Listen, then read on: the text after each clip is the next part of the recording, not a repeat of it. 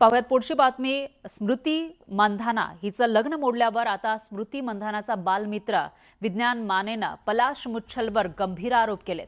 पलाश मुच्छलनं 40 लाख रुपयांची फसवणूक केल्याचा आरोप करत त्यानं मुच्छल विरोधात सांगली पोलिसात तक्रार दाखल केली आहे। विज्ञान मानेनं केलेल्या या आरोपांमुळे चांगलीच खळबळ माजली होती। दरम्यान पलाश मुच्छल यानं मात्र आपल्यावरील सर्व आरोप फेटाळून लावले। आरोपांमध्ये तथ्य नाही, यामुळे आपली बदनामी झाली आहे असं म्हणत पलाश मुच्छलनं आता विज्ञान मानेला 10 कोटी रुपयांची मानहानीची नोटीस पाठवलेली आहे। यावर विज्ञान मानेनं प्रतिक्रिया दिली आहे आणि पलाश विरोधात लढा सुरूच राहणार असं म्हटलंय।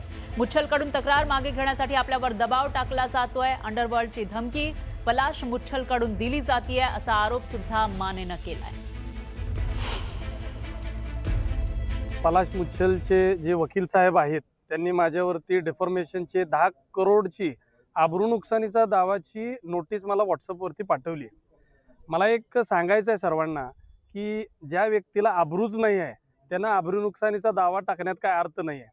कारण की एखाद्या इज्जतदार आणि आबरू असलेल्या व्यक्तीचं लग्न त्याच दिवशी ठरलेल्या दिवशी मोडतंय आणि तो सांगलीतून पलायन होतोय, म्हणजे तो काय लायकीचा आहे आणि त्याची काय आबरू आहे हे पूर्ण सांगली जिल्ह्यालाच माहिती आहे।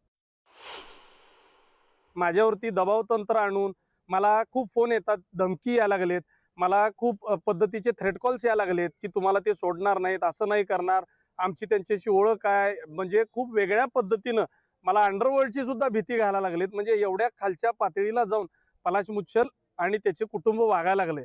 बरं, मी जे मागतोय हा माझा न्याय हक्काचा पैसा मागतोय जो की मी त्याच्यावर गुंतवलेला। पलाश मुच्छल, मला तुम्हाला एक सांगायचं आहे की तुम्ही 10 कोटीची मला नोटीस पाठवली, तुमची जी कुवत किंवा लायकी ही ₹1.25 तर आहे का?